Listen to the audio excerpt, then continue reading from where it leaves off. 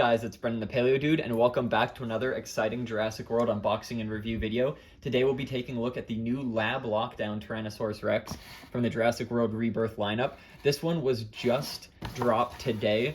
We had no clue this figure was coming out. There's no leaks, no previews, no renders at all, and it hit stores here in Canada probably today. So I ran out to a bunch of Walmarts and I found one of them, and holy cow, is it phenomenal. The figure is so chunky, so thick, the arms are large, the neck is large, the head is insanely detailed. So we're gonna get this guy unboxed real quick. The packaging on the back is really nice. I got this guy for $50 Canadian.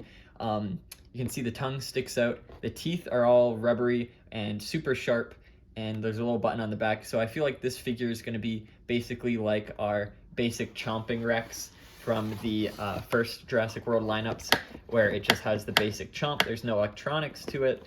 But yeah, the teeth are rubbery, which allows the teeth to be sharper because they're nice and dull, or not dull. They're safe to touch, right? And of course, when you bite this guy down on other dinosaurs, they're not painted, so there's not going to be any scuffing.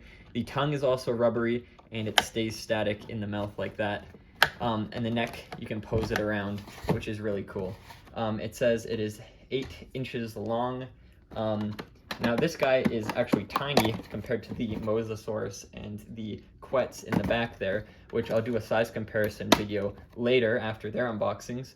I'm actually out of town right now, so I'm at a hotel, and because of that, I have to do the unboxing here. There's a little tail insertion instructions there, but we're gonna have to open the back of the box and see.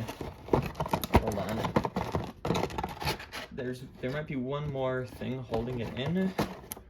Yeah, I think one of the feet on the bottom are stuck into the box, so we're gonna have to open it up from the side here.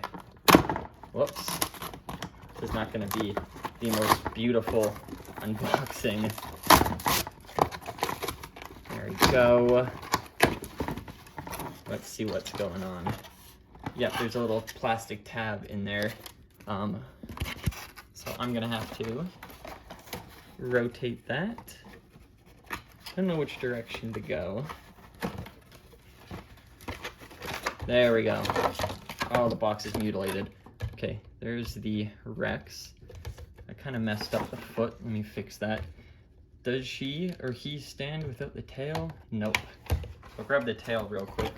It's just held in by 3 little elastics. The bottom of the packaging is super weird. We've got some trees kind of on the bottom. It doesn't look like ground at all. Usually the packaging has some sort of ground, but this just looks like a continuation of the backdrop as the floor. And you can see the cliffs there, and a little sunset. The cliffs where the Quetzalcoatlus attack. Holy cow, and the feet are way smaller than previous Rex figures. So I'll have to do a comparison video when I get back home, but this Rex is so unique compared to our original molds, and a really refreshing new look.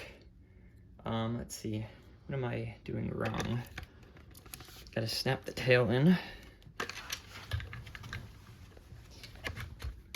I don't think it goes a specific way. Oh, there we go. So there it is in full length. The head is posable, which is phenomenal.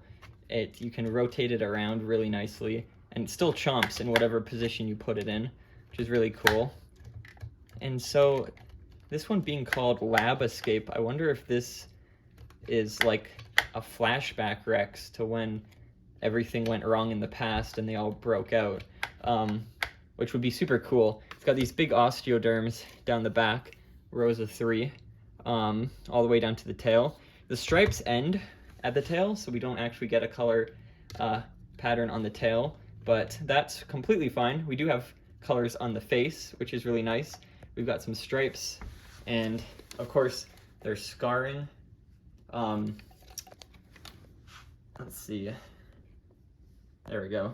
So you can see there's some little scars on the face. There's like 2 little ones here, one across the kind of nose cavity, Don't really see anything on this side, but there's phenomenal sculpt on the lower jaw. You can see these really big scales, massive one right here on the cheek, some on the chin even. Oh my goodness, all these wrinkles and folds down the neck. I really like what's going on around the eyes, some little ones there, and then some scales on the snout, which are insanely detailed. This is like even probably better than Hammond collection. Again, I'll have to compare it when I get back, but this is nuts. The neck scaling is fantastic. It's got some wrinkles on the legs as well, down the tail. The tail's got a lot of detail, even to the tip, lots of wrinkles and folds, and the underbelly has a lot of that as well. There's a scan code on the bottom of the foot, so it looks like we are returning to the original Mattel foot scanning instead of those weird pull-up tabs. Thank goodness. I was more a fan of this than the latter, and it looks like the toes are not painted, but rather they've got this separate plastic so that they won't be scuffing when they hit stuff, so there's no paint chipping on the tips of the toes like in the original figures, which is really nice that they're thinking of that.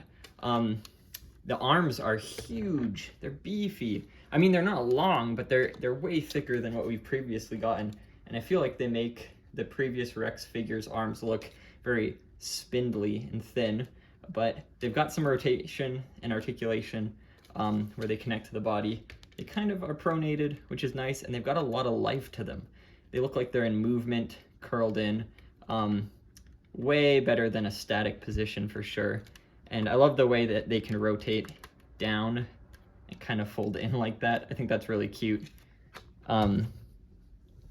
Let's see.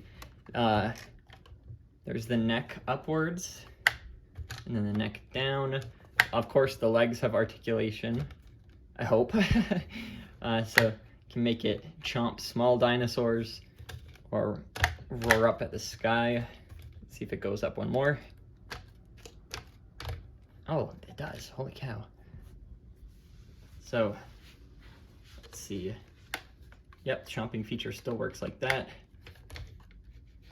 That is really nice. For a basic Rex, this is like premium. They definitely outdid themselves with this figure, and I feel like this is going to be the new standard going forward, and I love it. The eyes also, you can see them, there we go, looking forward like that. I think that's really neat. And the feet, like I said before, are so much smaller than the previous Tyrannosaurs. It's way smaller than the Hammond collections, that's for sure, which make it look more realistic. Doesn't have those big cartoon clown feet, which a lot of collectors complain about. And I think they fixed on the Hammond collection figures, but yeah, so the paint is great, the articulation is fantastic, and the sculpt is just incredible. The details are insane, and I'm pretty sure this is a smaller Rex. I've seen images online compared to other Rex sculpts, and this would be considered the smaller kind of basic Rex, not the electronic ones, which will be larger. But here it is next to Maiasaura, and grab the Nasutoceratops. Here it is next to the Nasutoceratops, tail tip to tail tip. So it's still a pretty large figure, but it is one of the smaller Rexes, I'd say, which I cannot wait to see the electronic version come out with all of its action features, but this basic chomping feature is still fantastic. So I hope you guys can track this guy down. If you live in Canada, definitely get out to your local Walmarts and try and find it. Some of the shops do have it available. I've seen a few other people snatch it up, but I'm pretty sure this guy will have a wider release on the 2nd.